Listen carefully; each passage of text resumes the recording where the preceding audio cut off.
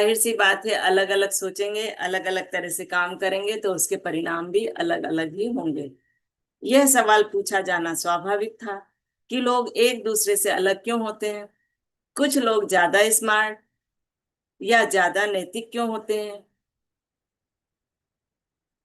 और क्या कोई ऐसी चीज होती है जो उन्हें स्थायी रूप से अलग बनाती है। विशेषज्ञ दोनों तरफ लामबंद हो गए, मतलब दोनों तरफ संगठित हो गए। कुछ ने दावा किया कि इन भिन्नताओं का प्रबल शारीरिक आधार होता है, जिस वजह से ये अटल और अपरिवर्तनीय होते हैं। युगों युगों से इन कथित शारीरिक भिन्नताओं के ढेर सारे कारण गिनाए जा सकते हैं, जैसे खोपड़ी पर घूमर, जिसे क्रेनोलॉजी कहते हैं, खोपड़ी का आकार, क्रेनियोलॉजी, और आजकल जीन्स और आनुवांशिकता भी इसी में शामिल हो गई है। दूसरी तरफ अन्य विशेषज्ञों ने बताया कि ये भिन्नताएं इसलिए होती हैं क्योंकि लोगों की पृष्ठभूमियों, अनुभवों, प्रशिक्षण और सीखने के तरीकों में प्रबल भिन्नताएं होती हैं। तो कुछ ने उनके जीन्स वगैरह को बताया, सिर के घूमड़ वगैरह को बताया, और कुछ विशेषज्ञों ने कहा कि वो जो अनुभव उनके होते हैं, जो वो सीखते हैं अलग अलग तरीके से, उसके कारण भिन्नताएं होती हैं। आपको यह जानकर हैरानी हो सकती है कि आईक्यू परीक्षण के आविष्कारक अल्फ्रेड बाइनेट ने भी इस दृष्टिकोण का पुरजोर समर्थन किया है। क्या आईक्यू परीक्षण बच्चों की अपरिवर्तनीय बुद्धिमत्ता का सार बताते हैं? क्या उन्हें इसी उद्देश्य से नहीं बनाया गया है? जवाब है नहीं। 20वीं सदी के की शुरुआत में पेरिस में काम करने वाले बाइनेट ने यह परीक्षण उन बच्चों को पहचानने के लिए इजाद किया था जिन्हें पेरिस के सरकारी स्कूलों में पढ़ने से फायदा नहीं हो रहा था। तो ये आईक्यू परीक्षण उन्होंने इसलिए इजाद किया था कि वहां पर उनको, जो सरकारी स्कूल में पढ़ते थे, उन्हें किसी तरह का कोई फायदा नहीं होता था, ताकि नए शैक्षणिक कार्यक्रम तैयार किए जा करके उन्हें दोबारा पटरी पर लौटाया जा सके, ताकि ये परीक्षण किया जाए और उनको ज्यादा से ज्यादा पढ़ाई में लाभ मिले। इसके लिए उन्होंने ये परीक्षण इजाद किया था। बच्चों की बुद्धि में व्यक्तिगत फर्क तो होता है, लेकिन बाइनेट को यकीन था कि शिक्षा और अभ्यास से बुद्धि में आधारभूत परिवर्तन किया जा सकता है। यहाँ उनकी पुस्तक, मुख्य पुस्तकों में से एक है मॉडर्न आइडियाज अबाउट चिल्ड्रन का एक उदाहरण देखें, जिसमें उन्होंने सैकड़ों बच्चों के परीक्षणों का सार बताया है जिन्हें सीखने में मुश्किल आ रही थी। तो उन्होंने यहाँ पर कुछ बच्चों के, सैकड़ों बच्चों के सार को बताया है जिन्हें कोई भी चीज सीखने में दिक्कत आ रही थी। कुछ आधुनिक दार्शनिक दावा करते हैं कि इंसान की बुद्धि एक निश्चित संख्या होती है जिसे बढ़ाया नहीं जा सकता है। हमें इस क्रूर निराशावाद के खिलाफ प्रतिरोध और प्रतिक्रिया करनी चाहिए। अभ्यास, प्रशिक्षण और सबसे बढ़कर प्रणाली की मदद से हम अपने ध्यान, अपनी स्मृति, अपने विवेक को बढ़ा सकते हैं और वास्तव में पहले से ज्यादा बुद्धिमान बन सकते हैं। तो जैसे कहा जाता कि नहीं, अब इसकी बुद्धि नहीं बढ़ सकती, ये नहीं हो सकता क्योंकि ये इतना ही सोच सकता है, इतना ही कर सकता है, लेकिन ये सही नहीं है। अब उसकी ध्यान और स्मृति और विवेक को बढ़ा सकते हैं अभ्यास करके। इसके लिए हमारे बुजुर्गों ने भी कहा है, करत करत अभ्यास से जड़मति होत सुजान। तो जब हम बार बार अभ्यास करते हैं तो कोई जड़ बुद्धि भी होता है तो वो कुशल बन सकता है। सही कौन है? आज अधिकतर वैज्ञानिक सहमत हैं कि यह या वह वाली बात नहीं है। प्रकृति या परवरिश, जीन्स या परिवेश जैसा कोई द्वंद्व नहीं है। गर्भाधान के बाद से दोनों में पारस्परिक आदान प्रदान लगातार चलता रहता है। वास्तव में, जैसा शीर्ष न्यूरो साइंटिस्ट गिलबर्ट ने कहा है, जब हम विकसित होते हैं तो न सिर्फ जीन्स और परिवेश सहयोग करते हैं, बल्कि जीन्स को सही तरीके से काम करने के लिए परिवेश से जानकारी जरूरी होती है। साथ ही वैज्ञानिक यह भी सीख रहे हैं कि लोगों में जीवन भर सीखने और मस्तिष्क का विकास करने की इतनी ज्यादा क्षमता होती है जिसकी वे कल्पना भी नहीं कर सकते। मतलब हम जीवन भर आखिरी समय तक सीख सकते हैं। जाहिर है हर व्यक्ति के पास एक अनूठा जेनेटिक उपहार होता है।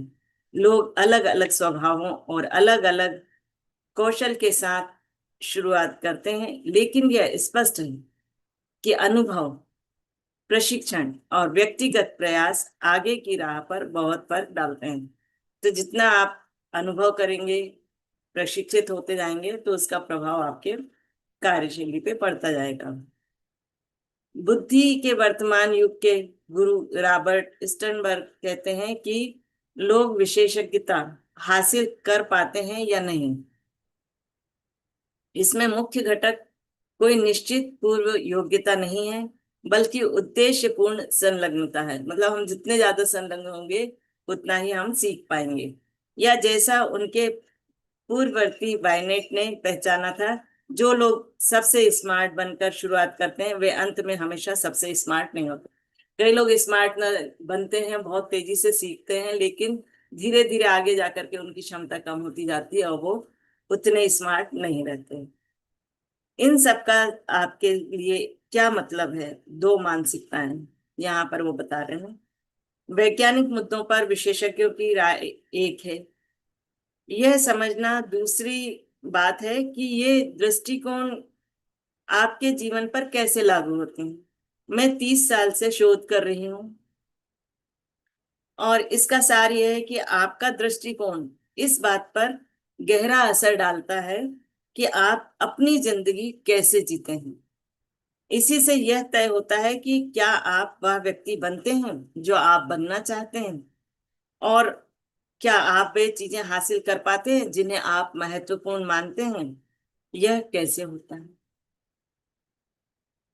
एक सरल विश्वास या मान्यता में आपके मनोविज्ञान और इसके फलस्वरूप आपके जीवन को बदलने की शक्ति कैसे हो सकती है।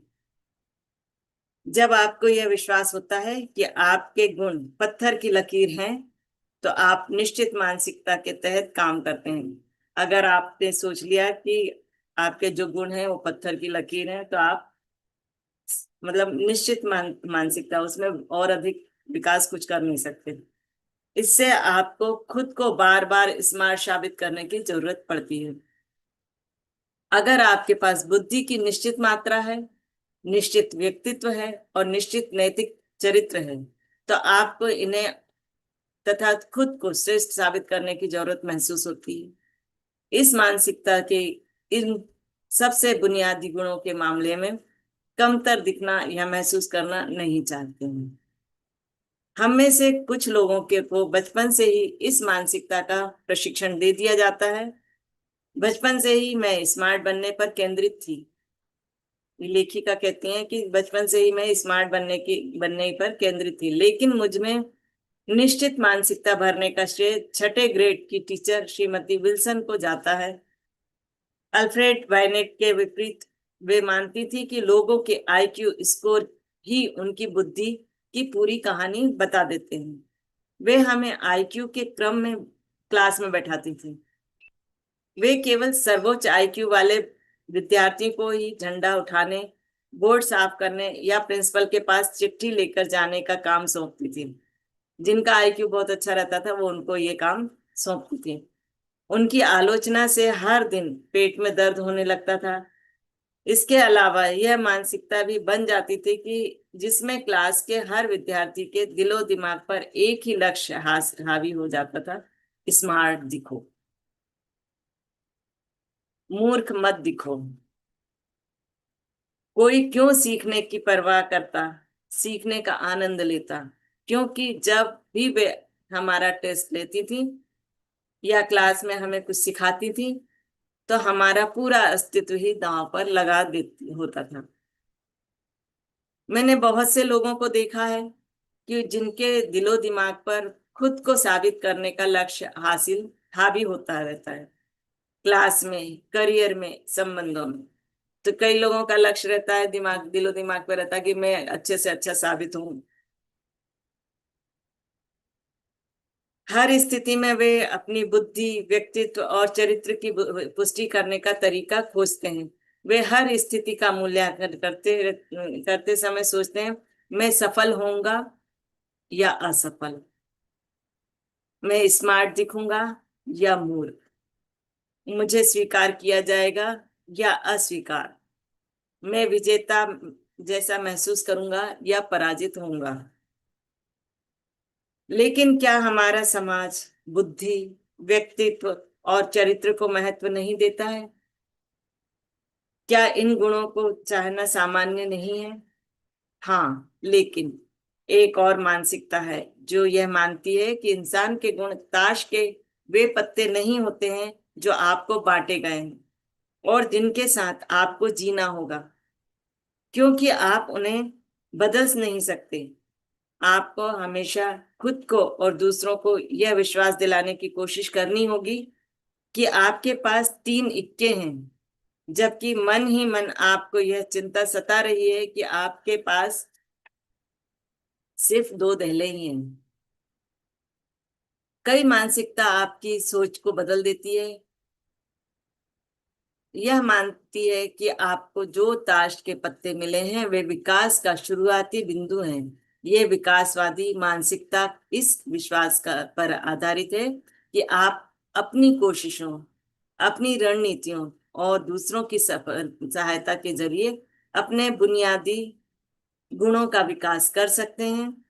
हालांकि लोगों के शुरुआती गुण, योग्यता, रुचि या स्वभाव पूरी तरह अलग हो सकते हैं, लेकिन हर व्यक्ति मेहनत और अनुभव के जरिए बदल सकता है तथा विकास कर सकता है। तो आज का स्वाध्याय मैं यहीं पे रुकती हूँ।